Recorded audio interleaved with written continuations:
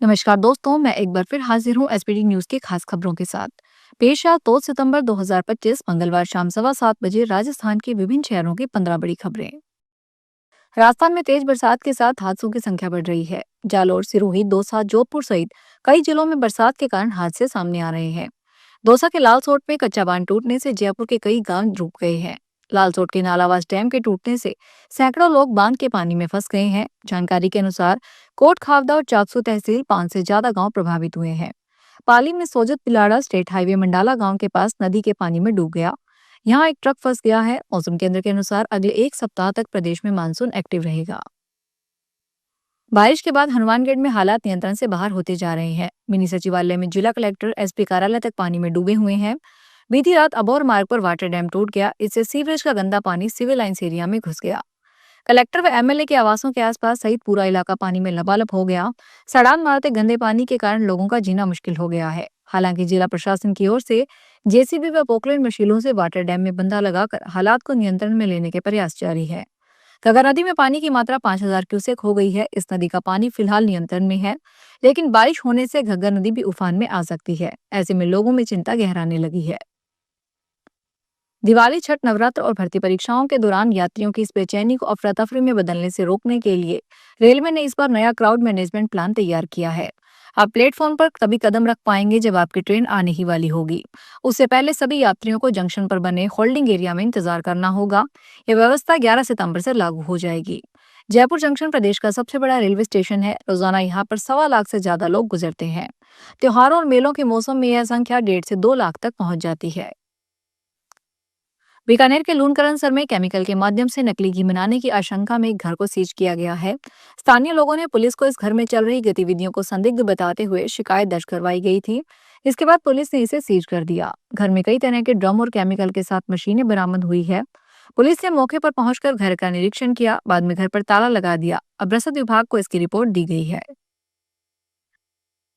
Supreme court ने मंगलवार को कहा कि वह संविधान की व्याख्या सिर्फ राष्ट्रपति के संदर्भ में करेगा, किसी राज्य या व्यक्ति से जुड़े अलग अलग मामलों में नहीं। कोर्ट ने यह टिप्पणी राज्य सरकार द्वारा भेजे गए बिलों पर राज्यपाल और राष्ट्रपति के साइन करने के लिए डेडलाइन लागू करने वाले मामले में की।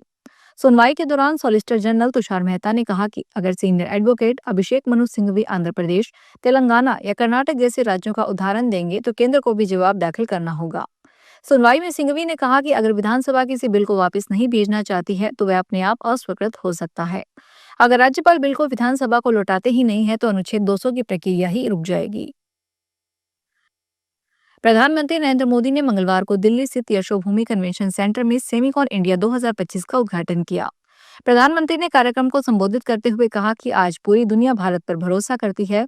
दुनिया भारत के साथ सेमीकंडक्टर का भविष्य बनाने के लिए तैयार है। प्रधानमंत्री ने कहा कि भारत अब बैकएंड से निकलकर एक फुल स्टेक सेमीकंडक्टर राष्ट्र बनने की राह पर है।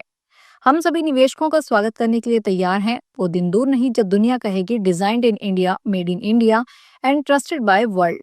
डिजाइन इन इंडिया और मेड इन इंडिया यही भविष्य की पहचान होगी। राजस्थान में अलवर जिले के सिलीसेट क्षेत्र में भारी बारिश के कारण मगरमच्छ पानी से निकलकर सड़कों पर विचरण कर रहे हैं। प्राप्त जानकारी के अनुसार अलवर से 20 किलोमीटर दूर सिलीसेट झील लबालब भरने के बाद लगातार 10 दिन से पानी बह रहा है। लगातार बारिश होने से मगरमच्छ पानी से बाहर निकलकर सड़कों पर आ रहे हैं। हिमाचल प्रदेश के कुल्लू जिला के आनी बस स्टैंड में आज करीब 10 बजे 2 मंजिला मकान घर भराकर गिर गया। यह बिल्डिंग साल 2023 में खाली करवा दी गई थी। इसके बाद साथ लगते दूसरे मकान को भी खतरा पैदा हो गया है। सोलन जिले के औद्योगिक क्षेत्र बरोटीवाला में मकान की दीवार गिरने से घर पर सो रही महिला की मौके पर मौत हो गई। पत्थर गिरने की आवाजें सुनकर कॉलोनी के 200 से ज्यादा लोग अपने घरों को छोड़कर भागे। इससे कुछ देर के लिए अफरा तफरी मची रही। इन लोगों ने रिश्तेदारों के घर और मंदिर में रात बिताई। राष्ट्रीय वन्यजीव बोर्ड की अनुमति के बाद जल्द ही सरिस्का टाइगर रिजर्व और जामवा रामगढ़ जयपुर का जंगल एक होगा। बोर्ड ने इसके लिए मुख्य वन्यजीव वार्डन को निर्देश जारी किए हैं। दोनों जंगलों को छोड़कर एक तरह से कॉरिडोर बनाने की योजना है ताकि बाघों को आवास बनाने में आसानी हो सके। यह सोचना समूचे देश के टाइगर रिजर्व में लागू होगा। राष्ट्रीय वन्यजीव बोर्ड की 84वीं स्थायी समिति की बैठक हुई जिसमें इस प्रस्ताव को हरी झंडी दी गई है। राजधानी जयपुर में मुहाना थाना इलाके में पुलिस ने बाल श्रम के खिलाफ बड़ी कार्रवाई की है। इस दौरान बटन बनाने की फैक्ट्री में काम कर रहे 10 से 13 वर्ष के 8 बच्चों को मुक्त करवाया गया। पुलिस ने एक आरोपी को गिरफ्तार किया है जो पिछले 2 महीने से बच्चों से जबरन काम करवा रहा था। मामले की जांच जारी है। पुलिस ने बताया कि कंट्रोल रूम से सूचना मिली थी कि सांगानेर से सवाई माधोपुर पुलिया के पास बिना कपड़ों के एक बच्चा रो रहा है। राजधानी में रात भर जमकर बारिश हुई, जिसके कारण शहर की सड़कें दरिया बन गई। कई कॉलोनियों में पानी भर गया। लेकिन हैरानी की बात तो यह रही कि आज रामदेवरा जयंती और तेजा दशमी का राजकीय अवकाश घोषित होने के बावजूद कई निजी स्कूल खुले हैं। कलेक्टर जितेंद्र सोनी ने सरकारी अवकाश के दिन स्कूलों के खुलने के मामला को गंभीरता से लिया है। उन्होंने शिक्षा विभाग को जांच के आदेश दिए हैं। उन्होंने कहा कि जिन निजी स्कूलों ने सरकारी अवकाश का उल्लंघन किया है, उनके खिलाफ कार्रवाई होगी। अगस्त के आखिरी दिनों से लेकर सितंबर की शुरुआत तक पंजाब में लगातार बारिश हो रही है। पंजाब मुख्यमंत्री भगवंत मान ने केंद्र सरकार को पत्र लिखकर 60,000 करोड़ रुपए की लंबित राशि जारी करने की मांग की है।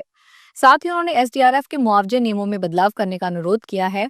सीएम ने कहा कि किसानों को हुए नुकसान की भरपाई के लिए कम से कम 50,000 रुपए प्रति एकड़ मुआवजा दिया जाना चाहिए। आगामी 5 सितंबर को शिक्षक दिवस के उपलक्ष्य में राज्य भर में शिक्षक सम्मान समारोह आयोजित किया जाएगा। इसी संदर्भ में तैयारियों की समीक्षा के लिए डॉक्टर राधाकृष्णन शिक्षा संकुल में एक महत्वपूर्ण बैठक आयोजित हुई। बैठक की अध्यक्षता शिक्षा सचिव ने की, जिसमें कई अहम शैक्षिक कार्यक्रमों पर चर्चा की गई। यह अभियान 5 सितंबर से शुरू होकर अगले 12 सप्ताह तक चलेगा। इस दौरान प्रत्येक सप्ताह के तय दिनों पर पहले 2 पीरियड केवल रीडिंग गतिविधियों के लिए आरक्षित रहेंगे। भारतीय रेलवे ने अपने कर्मचारियों के लिए बड़ी घोषणा की है। एसबीआई वेतन खाते वाले रेलवे कर्मचारियों को 1 करोड़ रुपए दुर्घटना मृत्यु बीमा मिलेगा। इस समझौते के तहत कर्मचारियों को प्राकृतिक मृत्यु पर भी 10 लाख का बीमा कवर मिलेगा। इसके लिए न तो प्रीमियम देना होगा और न ही कोई मेडिकल जांच करवानी होगी। मंत्रालय ने बताया कि इस एमओयू के तहत कुछ अन्य पूरक बीमा लाभ भी शामिल है। इसमें हवाई दुर्घटना बीमा कवर 1 करोड़ 60 लाख रुपए, डेबिट कार्ड पर अतिरिक्त 1 करोड़ रुपए तक, स्थायी पूर्ण विकलांगता पर 1 करोड़ रुपए तक और अस्थायी आंशिक विकलांगता पर 80 लाख तक का कवर शामिल है। जयपुर में स्थित प्रदेश की सबसे बड़ी सब्जी मंडी मुहाना सब्जी मंडी में आज सब्जियों के भाव नरम गरम दिखाई दिए। यहाँ टमाटर के दाम एक बार फिर ऊपर जाते दिखे। वहीं शिमला मिर्च, अदरक और टिंडा आज भी महंगे बिके।